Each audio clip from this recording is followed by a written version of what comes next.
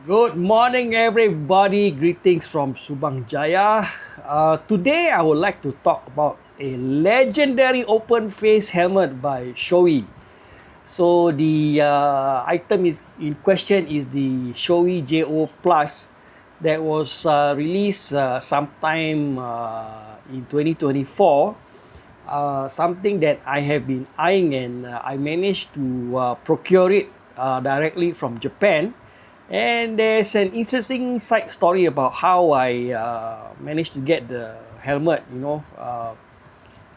into my possession.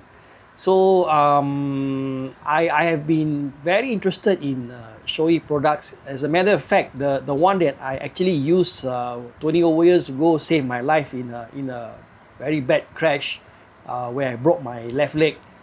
So fast forward, in 2024, I purchased a Yamaha PG1, one of those little kapchai, just to go around. And the one thing that hit my mind is to find a matching helmet that goes with it. So I started with a Bell Pit Boss. Gradually, I got the Custom 500, but the Custom 500, is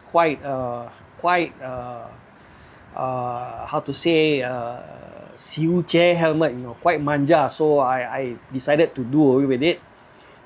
Then I found myself, at the motorcycle accessory shop in Shah Alam called Welly.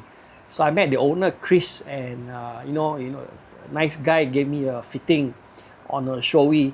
So at that time, they were retailing the older Shoei JO that was slowly being phased out. Price wasn't that bad, but then again, they don't have the feature I wanted, which is the snaps in front of the helmet to put on peak.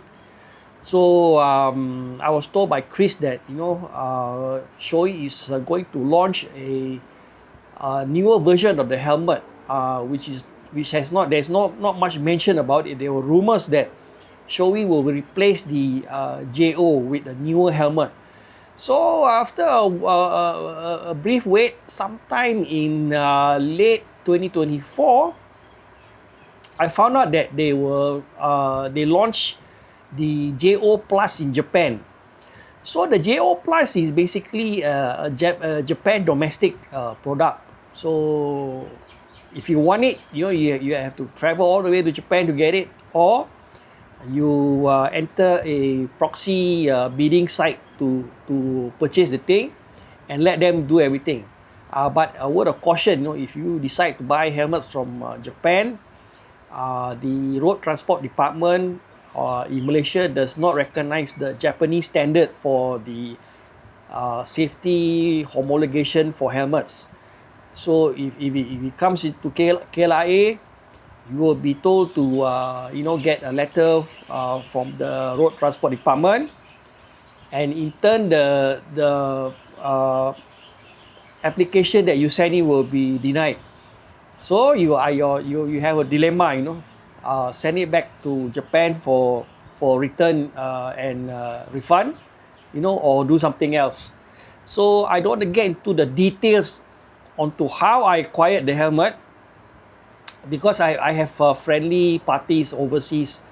So once my application was rejected, I kicked to plan B, and in earlier this year, I picked up the helmet. I have been using it ever since. It won't be a year later until Shoei launched their JO variant for the Europe market and the rest of the world, including Asia. So that version is called the JO2. So here I have the Shoei JO Plus that I have been using for almost a year, and you can see it's open face and all that. It has a very nice beige lining here, and this is actually felt leather. And then the cheek pads, they are removable, and the lining also can be taken out for cleaning. So what's interesting here, on the JO Plus is that you have this visor system here. This is the older CJ3 visor. So if you have the Shoei JO, you can actually swap. But the JO2 is a totally different animal, you know. Although they look the same, you know, but they are not. So looking at the helmet itself, if you see the Japanese domestic version, they have stitching on the helmet liner here. The seams here, you know, there's a very fine stitching that runs all the way throughout the entire helmet. And on the back of the helmet, there's two holes. You know, these are actual vents for air to flow out, so the helmet, you know, doesn't trap heat. And then at the back of the helmet, there's a goggle strap for you to retain your goggle. If you like to wear goggle, then this is the helmet for you. And on the side here, you can see the Japan standard sticker here. So technically, you know, this is not legal, but then again, what the hell, right? I got it. So on the front of the helmet, there's this piece of equipment here that is optional accessory. You can see that, you know, the fitting is just nice. And this is the V480 pick that is sold as an optional accessory.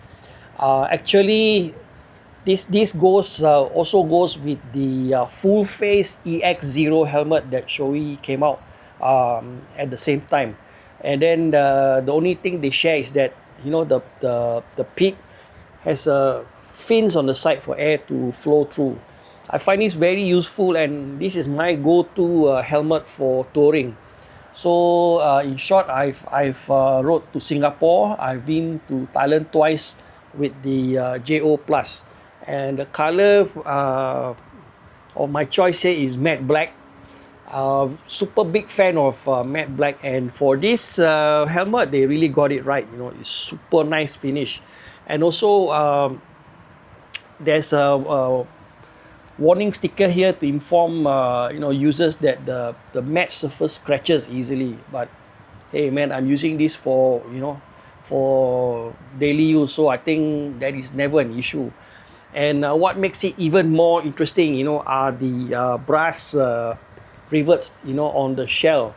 So in short, the JO2 is a real premium product. Price wise, I paid about 1,300 through the Japan bidding site.